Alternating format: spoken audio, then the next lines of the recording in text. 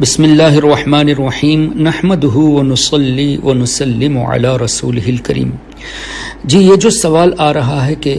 کیا حضور پاک صلی اللہ علیہ وسلم کی مبارک ولادت کی خوشی میں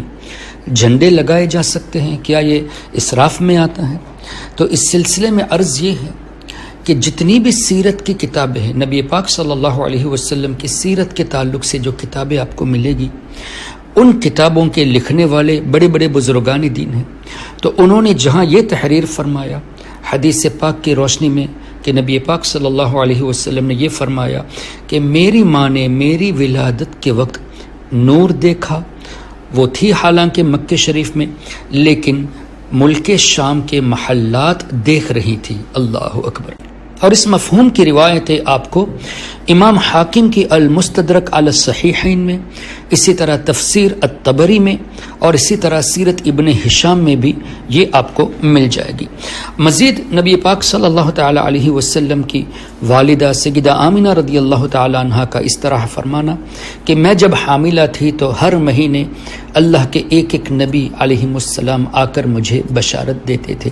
تو یہاں بھی خوشی کا تذکرہ ہوا۔ اور پھر سیدہ آمنہ رضی اللہ تبارک و تعالی عنہا یہ بھی فرماتی ہے کہ میں نے دیکھا پیدائش کے وقت، یعنی نبی پاک صلی اللہ علیہ وسلم کی پیدائش کے وقت 3 جھنڈے لگے ہوئے تھے، ایک کعبے کی چھت پر، ایک مشرق میں، ایک مغرب میں۔ اب اس سے کیا پتہ چلا؟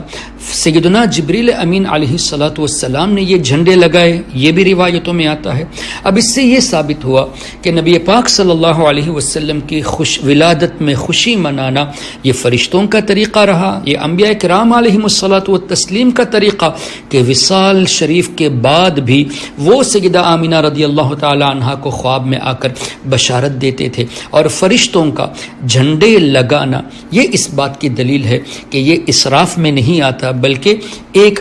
پہچان کے لیے ہے۔ جیسے اس زمانے میں جب اسلام کسی ملک میں، کسی شہر میں فتح پاتا تھا تو لوگ جھنڈا اونچا کر دیتے تھے، جھنڈے بلند کر دیتے تھے، ایک نشانی کے لیے کہ یہاں اسلام آ چکا ہے۔ تو یہ جھنڈے اس طرح بلند کرنا یہ ایک علم ہے، یہ ایک نشانی ہے۔ تو اس لیے اس ایسی چیزوں کے بارے میں یہ کہنا کہ یہ اسراف ہے یا یہ بدعات ہے، یہ دراصل احادیث کی کتابوں سے، تفاسیر سے اور تاریخ اور سیرت کی کتابوں سے دور رہنے کی علامت ہے۔ اور جلوس میں بھی یہی ہوتا ہے کہ ہم نبی پاک صلی اللہ تعالی علیہ وسلم کی آمد کا تذکرہ جھنڈے اونچے کر کر لوگوں کو دکھا رہے ہیں، ان کے دلوں میں یعنی غیروں کے دلوں میں ایک رعب پیدا کر رہے ہیں کہ دیکھیں ہمیں جو اسلام ملا یہ ہمارے آقا صلی اللہ تعالی علیہ وسلم کے سبب ملا ہے، جس کی وجہ سے ہم ان کی بارگاہ میں خراج عقیدت پیش کرتے ہوئے اللہ تبارک و تعالی کا شکر ادا کرتے ہیں ان کی آمد کے سلسلے میں۔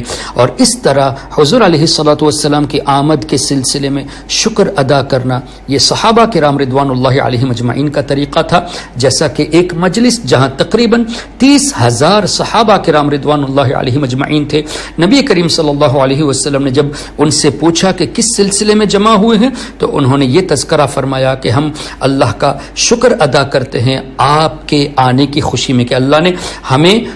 ہم پر احسان فرمایا آپ کے ذریعے۔ تو اس طرح کے فرامین احادیث میں موجود ہے۔ تو اس سلسلے میں میلاد کا جلوس منانا اور جھنڈے اونچے کرنا اور یہ سب شریعت کے دائرے میں رہ کر کرنا، اس کو بدعت کہنا یہ غلط ہے۔ اللہ تبارک و تعالی ہم سب کے دلوں میں نبی پاک صلی اللہ تعالی علیہ وسلم کی سچی محبت پیدا کرا دے، اور اللہ تعالی حضور علیہ الصلاۃ والسلام کی زیارت ہم سب کو نصیب فرمائے، اور نبی پاک صلی اللہ علیہ وسلم کی شفاعت ہم سب کو عطا فرمائے۔ آمین یا رب العالمین، بجاہ شفیع المذنبین صلی اللہ تعالی علیہ وعلی آلہ وصحبہ۔